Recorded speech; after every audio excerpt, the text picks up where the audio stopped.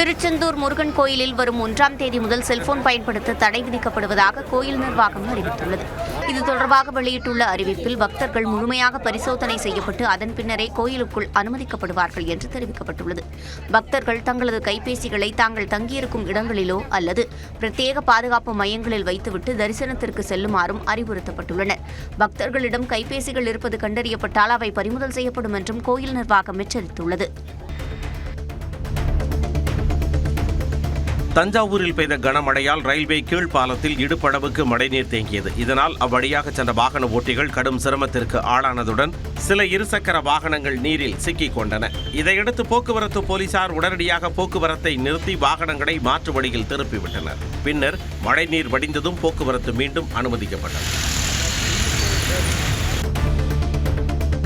திருப்பூர் மாவட்ட ஆட்சியர் வளாகத்தில் உள்ள மின்னணு வாக்குப்பதிவு இயந்திர கிடங்கில் தேர்தலில் பயன்படுத்தப்படாத இவிஎம் இயந்திரங்களை சரிபார்க்கும் பணி நடைபெற்றது.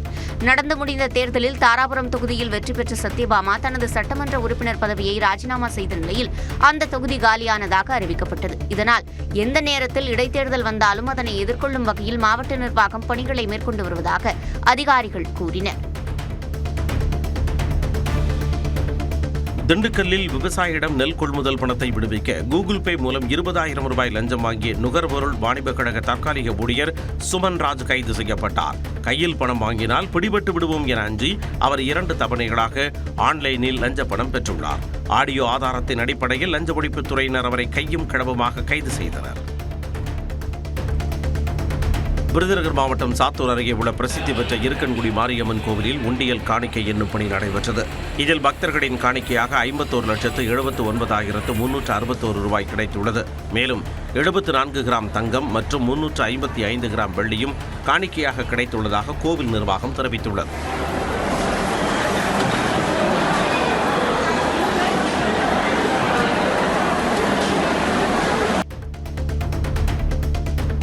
அரியலூர் மாவட்டம் ஜெயங்கொண்டத்தில் வீட்டிற்குள் செல்ல முயன்ற பாம்பை வனத்துறையினர் லாபகமாக பிடித்தனர்.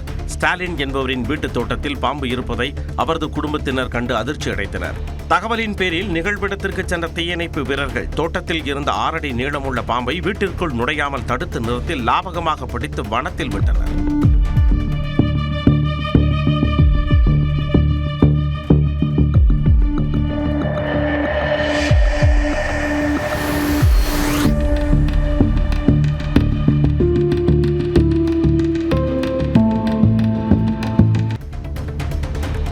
கோவையில் நீட் தேர்வு பயத்தால் தற்கொலை செய்து கொண்ட மாணவி அணுகீர்த்தனாவின் உடலை அதிகாரிகளின் உறுதிமொழிக்கு பிறகு பெற்றோர் பெற்றுக் கொண்டனர். உரிய இழப்பீடு மற்றும் அரசு நடவடிக்கை குறித்து கோவை தெற்கு வருவாய் கோட்டாட்சியர் மாருதி பிரியா நடத்திய சமரச பேச்சுவார்த்தையை அடுத்து இஎஸ்ஐ மருத்துவமனையில் நீடித்த போராட்டம் முடிவுக்கு வந்தது. கன்னியாகுமரி மாவட்டம் கார்கோடம் அருகே கேரள அரசு பேருந்தின் மீது பள்ளி வாகனம் மோதியதில் 28 மாணவர்கள் காயமடைந்தனர். அரசு உதவி பெறும் பள்ளியைச் சேர்ந்த வாகனம் ஒன்று வழக்கம் போல மாணவர்களை ஏற்றிக்கொண்டு சென்று கொண்டிருந்தது. கார்கோடம் அருகே கேரள அரசு பேருந்தின் மீது பள்ளி வாகனம் எதிர்பாராத விதமாக மோதியது. காயமடைந்த மாணவர்கள் உடனடியாக மீட்கப்பட்டு மருத்துவமனையில் அனுமதிக்கப்பட்டனர்.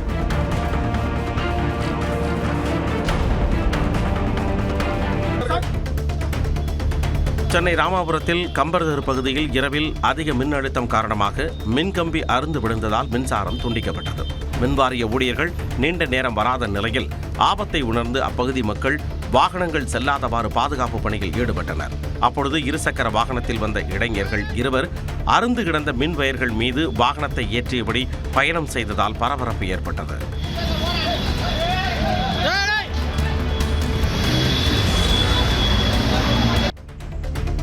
கிருஷ்ணகிரி மாவட்டம் ஓசூர் அருகே சோலார் மின்வேலியை காட்டெருமை ஒன்று ஆக்ரோஷமாக உடைக்க முயன்றது.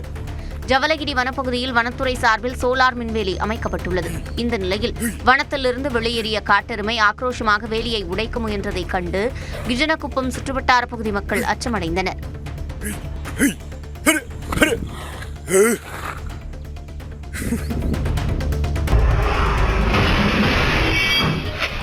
கோவை மாவட்டம் அன்னூர் அருகே சாலையில் நின்று கொண்டிருந்த சரக்கு வாகனம் மீது அதிவேகமாக வந்த கார் மோதி விபத்துக்குள்ளானது. சிறுமுகை செல்லும் சாலையில் செயல்படும் பார் முன்பு சரக்கு வாகனம் நிறுத்தப்பட்டிருந்தது. அப்போது அவ்வழியாக வேகமாக வந்த கார் அதன் மீது மோதியது. இதில் காயமடைந்த கார் ஓட்டுநர் மருத்துவமனையில் அனுமதிக்கப்பட்டார். இந்த விபத்து தொடர்பான சிசிடிவி காட்சி வெளியாகியுள்ளது.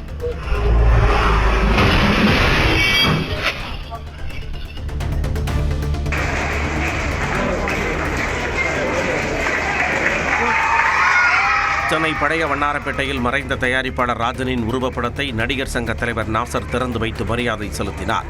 ராஜனுக்கு சொந்தமான பள்ளியில் நடைபெற்ற நிகழ்ச்சியில் திரையுலகினர் பலர் பங்கேற்றனர். அப்போது பேசிய நாசர், திரைப்பட தயாரிப்பை விட பள்ளி நடத்துவதில்தான் ராஜனுக்கு அதிக ஆர்வம் இருந்ததாக புகழாரம் சூட்டினார். கன்னியாகுமரி மாவட்டம் தென் தாமரைக்குளம் கிராமத்தில் தென்னை மரம் விழுந்து சாலையோரம் நிறுத்தப்பட்டிருந்த கார் அப்படம் போல் நொறுங்கியது. தென் தாமரைக்குளத்தில் இருந்து புவியூர் செல்லும் சாலையில் கார் ஒன்று நிறுத்தப்பட்டிருந்தது. அப்பொழுது காற்றின் வேகத்திற்கு ஈடு கொடுக்க முடியாமல் தென்னை மரம் ஒன்று சாய்ந்து காரின் மீது விழுந்து விபத்து ஏற்பட்டது. நல்வாய்ப்பாக காரில் யாரும் இல்லாததால் உயிர் சேதம் தவிர்க்கப்பட்டது.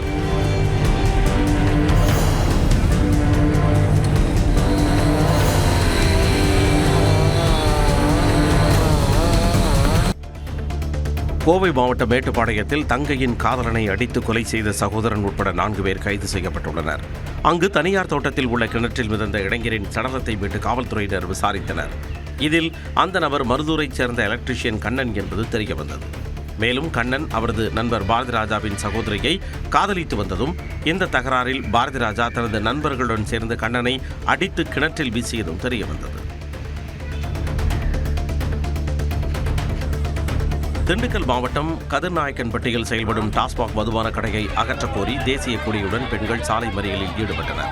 இந்த மதுக்கடையால் பள்ளி செல்லும் மாணவர்கள், பெண்கள் உள்ளிட்டோர் மது குடிப்போரால் அவதியடைந்து வருவதாகவும், கிராம சபை கூட்டத்தில் கோரிக்கை விடுத்தும் நடவடிக்கை இல்லை எனவும் குற்றம் சாட்டினர். இந்த நிலையில் சித்தரேவு பட்டிவீரன்பட்டி சாலையில் திடீரென பெண்கள் மறியலில் ஈடுபட்டதால் பரபரப்பு நிலவியது. திருப்பூரில் வேலை தேடிச் சென்ற இளம்பெண்ணுக்கு பாலியல் தொல்லை கொடுத்த சம்பவம் அதிர்ச்சியை ஏற்படுத்தியுள்ளது. வேலூர் மாவட்டத்தைச் சேர்ந்த பெண் வேலை தேடி திருப்பூர் சென்றுள்ளார். அப்போது பனியன் நிறுவனத்திற்கு ஆட்களை சேர்த்துவிடும் நபர் ஒருவர் வேலை வாங்கி தருவதாக கூறி அந்த பெண்ணிடம் பாலியல் அத்துமீறலில் ஈடுபட்டதாக தெரிகிறது. பாதிக்கப்பட்ட பெண் அளித்த புகாரின் பேரில் சிசிடிவி காட்சிகளை கைப்பற்றி காவல்துறையினர் சம்பந்தப்பட்ட நபரை தேடி வருகின்றனர்.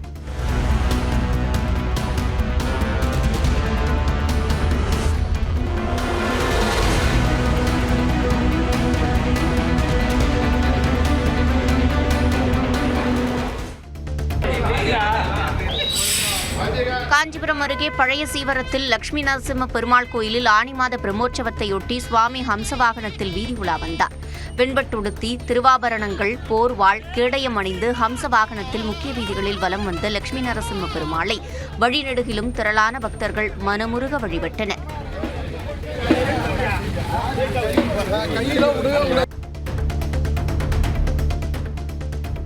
காஞ்சிபுரத்தில் இருந்து திருப்பதி நோக்கி சென்ற தனியார் பேருந்தில் மாணவர்கள் படிக்கட்டில் தொங்கியபடி ஆபத்தான முறையில் பயணம் செய்த சம்பவம் பொதுமக்கள் மத்தியில் கவலையை ஏற்படுத்தியுள்ளது. போக்குவரத்து மற்றும் கல்வித்துறை அதிகாரிகள் உடனடி நடவடிக்கை எடுக்க வேண்டும் என கோரிக்கை விடுக்கப்பட்டுள்ளது. சிவகங்கை மாவட்டம் திருப்பத்தூரில் திருமணமாகி 6 மாதங்களே ஆன நிலையில் 4 மாத கர்ப்பிணியான இளம்பெண் ஆஃப்ரின் தூக்கில் தொங்கிய நிலையில் சடலமாக கண்டெடுக்கப்பட்டார். சம்பவத்திற்கு முன் தாயாரை தொடர்பு கொண்ட ஆஃப்ரின் தன்னை வீட்டிற்கு அழைத்துச் செல்லுமாறு வற்புறுத்தியதாக தகவல் வெளியாகியுள்ளது. மகளின் உயிரிழப்பில் சந்தேகம் இருப்பதாக தாயார் போலீசில் புகார் அளித்ததைத் தொடர்ந்து திருப்பத்தூர் நகர் போலீசார் வழக்கு பதிவு செய்து விசாரணை நடத்தி வருகின்றனர். திருமணமாகி குறுகிய காலமே ஆனதால் கோட்டாட்சியர் விசாரணையும் நடைபெற்று வருகிறது. தஞ்சாவூர் அருகே பெற்றோர் வாங்கிய கடனை திருப்பி செலுத்த முடியாததால் ஆடுகள் மேய்க்க கொத்தடிமையாக வைத்து கொடுமைப்படுத்தப்பட்ட 16 வயது சிறுவன் மீட்கப்பட்டார். திருமலை சமுத்திரம் பகுதியில் ஆடு மேய்த்துக் கொண்டிருந்த சிறுவனை அதிகாரிகள் மற்றும் குழந்தைகள் நல குழுவினர் மீட்டு நல காப்பகத்தில் சேர்த்தனர். இது தொடர்பாக ராஜ்குமார் என்பவர் மீது போலீசில் புகார் அளிக்கப்பட்டுள்ள நிலையில் சிறுவனின் குடும்பத்திற்கு நிவாரண உதவி வழங்கவும் பரிந்துரை செய்யப்பட்டுள்ளது. நாமக்கல்லில் முட்டை கொள்முதல் விலை மேலும் 5 காசுகள் உயர்ந்து ஒரு முட்டை ₹6.40 என்ற புதிய உச்சத்தை தொட்டுள்ளது. கேரள மாநிலத்தில் மீன்பிடி தடைகாலம் உள்ளதாலும் கோழி தீவன பொருள் விலை அதிகரித்து உள்ள காரணத்தினாலும் வெயில் தாக்கத்தால் உற்பத்தி குறைந்ததாலும் முட்டை விலை தொடர்ந்து உயர்ந்து வருகிறது. கடந்த 6 நாட்களில் மட்டும் ஒரு முட்டையின் கொள்முதல் விலை 55 காசுகள் வரை உயர்ந்துள்ளது. வரும் நாட்களில் இது மேலும் அதிகரிக்கும் என்று பண்ணையாளர்கள் தெரிவிக்கின்றனர். கொடைக்கானலில் நீண்ட நாட்களுக்கு பிறகு பெய்த மழையால் வறண்டு கிடந்த வெள்ளி நீர்வீழ்ச்சியில் நீர்வரத்து அதிகரித்துள்ளது. கொடைக்கானல் மலைப்பகுதியில் 1 மணி நேரத்திற்கும் மேலாக கனமழை பெய்தது. இதனால் வெள்ளி நீர்வீழ்ச்சியில் தண்ணீர் வரத் தொடங்கியது. ஆனால் கருப்பு நிறத்தில் துர்நாற்றத்துடன் தண்ணீர் வந்ததால் சுற்றுலா பயணிகள் முகம் சுளிக்கும் நிலை ஏற்பட்டது.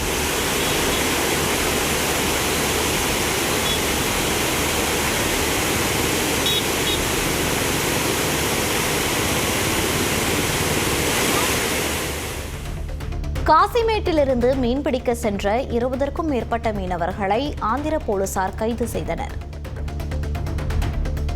சென்னை காசிமேட்டில் இருந்து மீன்பிடிக்க சென்ற 20க்கும் மேற்பட்ட தமிழக மீனவர்களை 2 விசைப்படகுகளுடன் ஆந்திர போலீசார் அதிரடியாக சிறைபிடித்துள்ளனர். ஆந்திர எல்லைப் பகுதியில் மீன்பிடித்த போது சுற்றி வளைக்கப்பட்ட அவர்கள் ஜுவாலத்தின்னி துறைமுகத்திற்கு கொண்டு செல்லப்பட்டனர். இந்த சம்பவத்தால் காசிமேடு துறைமுகத்தில் மீனவர்கள் திரண்ட நிலையில் பெரும் பரபரப்பு ஏற்பட்டது. திருச்செந்தூர் முருகன் கோவிலில் பக்தர்கள் செல்போன் கொண்டு செல்வதற்கான தடை ஜூலை 1 முதல் தீவிரமாக கடைபிடிக்கப்படும் என்று அறிவிக்கப்பட்டுள்ளது. திருச்செந்தூர் முருகன் கோவிலுக்குள் பக்தர்கள் செல்போன் எடுத்து வர கடந்த 2022ஆம் ஆண்டு தடை விதிக்கப்பட்டது. இந்நிலையில் அந்த தடை உத்தரவு தீவிரப்படுத்தப்படும் என்று கோவில் நிர்வாகம் தெரிவித்துள்ளது. அதன்படி பக்தர்கள் முழுமையான பரிசோதனைக்கு பிறகே கோவிலுக்குள் அனுமதிக்கப்படுவர் என்றும் பக்தர்கள் தங்கள் செல்போன்களை பாதுகாப்பான இடத்தில் வைத்துவிட்டு வர வேண்டும் என்றும் தெரிவிக்கப்பட்டுள்ளது. இந்த உத்தரவை மீறக்கூடிய நபர்களின் செல்போன்கள் பறிமுதல் செய்யப்பட்டு பாதுகாப்பு பெட்டகங்களில் வைக்கப்படும் என்று கோவில் நிர்வாகம் தெரிவித்துள்ளது. சிவகங்கை மாவட்டம் காரைக்குடி மற்றும் சுற்றுப்புற பகுதிகளில் மாலையில் திடீரென கருமேகங்கள் சூழ்ந்து சுமார் 30 நிமிடங்கள் இடியுடன் கனமழை பெய்தது. காரைக்குடி, அரியக்குடி, இடுப்பக்குடி, மாத்தூர் உள்ளிட்ட பகுதிகளில் பெய்த மழையால் தாழ்வான சாலைகளில் மழைநீர் தேங்கியது. இதனால் வாகன ஓட்டிகள் சிரமமடைந்தனர்.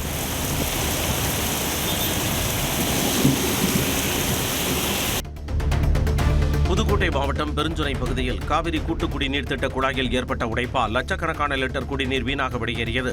சாலைகளிலும் அருகிலுள்ள குளத்திலும் தண்ணீர் தேங்கி வரும் நிலையில் பெருஞ்சுனை, குறுக்கடையாபட்டி, எல்லைப்பட்டி, பணம்பட்டி உள்ளிட்ட பல கிராமங்களுக்கு குடிநீர் விநியோகம் பாதிக்கப்பட்டதாக கூறப்படுகிறது. இதுகுறித்து பலமுறை புகார் அளித்தும் நடவடிக்கை இல்லை என பொதுமக்கள் குற்றம் சாட்டியுள்ளனர். தேனி மாவட்டம் காமையக்கவுண்டன்பட்டியைச் சேர்ந்த இந்திய ராணுவ வீரர் மீனாட்சி சுந்தரம் கீர்த்தி சக்ரா விருது பெற்றதை தொடர்ந்து அவரது இல்லத்திற்கு நேரில் சென்ற தேனி மாவட்ட ஆட்சியர் வைத்தியநாதன் பாராட்டு தெரிவித்தார். ஜம்மு காஷ்மீரில் பயங்கரவாத எதிர்ப்பு நடவடிக்கையின் போது வீரதீர செயல்பாட்டை வெளிப்படுத்தியதற்காக அவருக்கு கீர்த்தி சக்ரா விருது வழங்கப்பட்டது. ஆட்சியர் பொன்னாடை போர்த்தி பூங்கொத்து கொடுத்து வாழ்த்து தெரிவித்தார். நெல்லை தனியார் மருத்துவமனையிலிருந்து ஊசி மருந்துகள் திருடி போதை பயன்பாட்டிற்கு விற்பனை செய்ததாக லேப் டெக்னீஷியன் உட்பட 3 பேர் கைது செய்யப்பட்டனர். பாளையங்கோட்டை பேருந்து நிலையம் அருகே போதை தன்மை கொண்ட ஊசி மருந்துகள் விற்பனை செய்யப்படுவதாக கிடைத்த தகவலின் பேரில் அங்கு சென்ற காவல்துறையினர் சந்தேகப்படும் வகையில் நின்றிருந்தவர்களை பிடித்து விசாரித்தனர். அப்போது லேப் டெக்னீஷியன் முத்துராஜ் ஊசி மருந்துகளை மருத்துவமனையிலிருந்து திருடி வந்து சுந்தர சாமுவேல், நாராயணகுமார் மூலம் போதைக்காக விற்றது தெரியவந்தது. இதையடுத்து 3 பேரும் கைது செய்யப்பட்டனர். சேலம் மாவட்டம் ஆத்தூர் மற்றும் அதன் சுற்றுவட்டார பகுதிகளில் காற்றுடன் கனமழை பெய்தது. ஆத்தூர், அதன் சுற்றுவட்டார பகுதிகளில் காலை முதலே கடும் வெயில் வாட்டி வதைத்து வந்த நிலையில் பிற்பகலில் திடீரென இடி, மின்னல் மற்றும் பலத்த காற்றுடன் கனமழை பெய்தது. கெங்கவல்லி, தம்பம்பட்டி, வீரகனூர், தலைவாசல், மஞ்சினி, பெத்தநாயக்கன் பாளையம், மணிவிழுந்தான் உள்ளிட்ட பகுதிகளில் சூறாவளி காற்று மற்றும் பலத்த இடி, மின்னலுடன் சுமார் 1 மணி நேரத்திற்கு மேலாக கனமழை கொட்டி தீர்த்தது. தென்காசியில் குளத்திற்குள் கார் பாய்ந்ததில் ஒரு பெண் உட்பட 5 பேர் காயமடைந்தனர். செங்கோட்டை செல்லும் சாலையில் உள்ள சிவிலப்பேரி குளத்திற்குள் கார் ஒன்று கட்டுப்பாட்டை இழந்து பாய்ந்தது. நல்வாய்ப்பாக அதில் பயணம் செய்த பெண் உட்பட 5 பேர் காயங்களுடன் உயிர் தப்பினர். காவல்துறை விசாரணையில் முக்கூடலைச் சேர்ந்த 5 பேரும் புடியறையில் உள்ள உறவினர் வீட்டு திருமணத்திற்கு சென்றுவிட்டு திரும்பிய பொழுது இந்த விபத்து நிகழ்ந்தது தெரியவந்தது. சேலம் மாவட்டம் எடப்பாடி அருகே வேட்டுவப்பட்டி அரசு தொடக்கப்பள்ளியில் பழுதடைந்து இடிந்துவிடும் நிலையில் உள்ள மேல்நிலை நீர்த்தேக்க தொட்டியை அகற்றக் கோரி பெற்றோர் பள்ளியை முற்றுகையிட்டு போராட்டத்தில் ஈடுபட்டனர். 44 மாணவர்கள் மற்றும் 20 அங்கன்வாடி குழந்தைகள் பயிலும் பள்ளியில் 15 ஆண்டுகளாக ஆபத்தான நிலையில் உள்ள தொட்டியை அகற்ற நடவடிக்கை எடுக்கவில்லை என அவர்கள் குற்றம் சாட்டினர். காஞ்சிபுரம் மாவட்டம் வாலாஜாபாத்தில் கடந்த 3 மாதங்களாக குப்பைகளை தரம் பிரிக்கும் இயந்திரம் பழுதாக இருப்பதால் டன் கணக்கில் குப்பைகள் குவிந்து கிடக்கின்றன. 16 வார்டுகளில் இருந்து சேகரிக்கப்படும் குப்பைகள் பிரிக்கப்படாமல் தேங்கியிருப்பதால் அருகில் உள்ள குடியிருப்பு வாசிகள் அவதியடைந்துள்ளனர். உடனடியாக இயந்திரத்தை சீரமைத்து குப்பைகளை தரம் பிரித்து அகற்ற பேரூராட்சி நிர்வாகம் நடவடிக்கை எடுக்க வேண்டும் என்று பொதுமக்களும் சமூக ஆர்வலர்களும் கோரிக்கை விடுத்துள்ளனர். தஞ்சாவூர் மாவட்டம் கும்பகோணம் அருகே பண்டாரவாடை மற்றும் சுற்றுவட்டார பகுதிகளில் நீண்ட நாட்களாக குப்பைகள் அப்புறப்படுத்தப்படாமல் தேங்கி கிடப்பதால் பொதுமக்கள் அவதியடைந்துள்ளனர். குடியிருப்பு பகுதிகளில் நிலவும் துர்நாற்றம் மற்றும் கொசு உற்பத்தி காரணமாக டெங்கு, மலேரியா உள்ளிட்ட தொற்று நோய்கள் பரவும் அபாயம் ஏற்பட்டுள்ளதாக மக்கள் அச்சம் தெரிவித்துள்ளனர். குப்பைகளை உடனடியாக அகற்ற அதிகாரிகள் நடவடிக்கை எடுக்க வேண்டும் என்றும் பொதுமக்கள் கோரிக்கை விடுத்துள்ளனர். சென்னை ஆலந்தூரில் பெண்ணுக்கு தொல்லை கொடுத்ததாக பதிவு செய்யப்பட்ட வழக்கில் தலைமறைவாக இருந்த தாவேகா நிர்வாகி வேம்புலியை போலீசார் பெங்களூரில் கைது செய்தனர். மகளிர் உடற்பயிற்சி மைய பொறுப்பாளர் பணியில் இருந்து மாற்றம் செய்யாமல் இருப்பதற்காக தொடர்ந்து தொந்தரவு அளித்ததாக அளிக்கப்பட்ட புகாரின் பேரில் பரங்கிமலை போலீசார் வழக்கு பதிவு செய்து விசாரணை நடத்தி வந்தனர். கைது செய்யப்பட்ட வேம்புலி நீதிமன்றத்தில் ஆஜர்படுத்தப்பட்ட நிலையில் அவரை நீதிமன்ற காவலில் வைக்க உத்தரவிடப்பட்டது. தூத்துக்குடி மாவட்டம் கழுகுமலையில் சிறுமியை பாலியல் வன்கொடுமை செய்த வழக்கில் இளைஞருக்கு ஆயுள் தண்டனை விதித்து சிறப்பு நீதிமன்றம் உத்தரவிட்டுள்ளது. கழுகுமலையைச் சேர்ந்த கார்த்திகேயன் அதே பகுதியைச் சேர்ந்த 15 வயது சிறுமியை திருமணம் செய்வதாக ஆசை வார்த்தை கூறி பாலியல் வன்கொடுமை செய்த வழக்கில் கைது செய்யப்பட்டார். இந்த வழக்கில் தீர்ப்பளித்த சிறப்பு நீதிமன்றம் கார்த்திகேயனுக்கு ஆயுள் தண்டனை விதித்ததுடன் 17,500 ரூபாய் அபராதம் விதித்தும் உத்தரவிட்டது.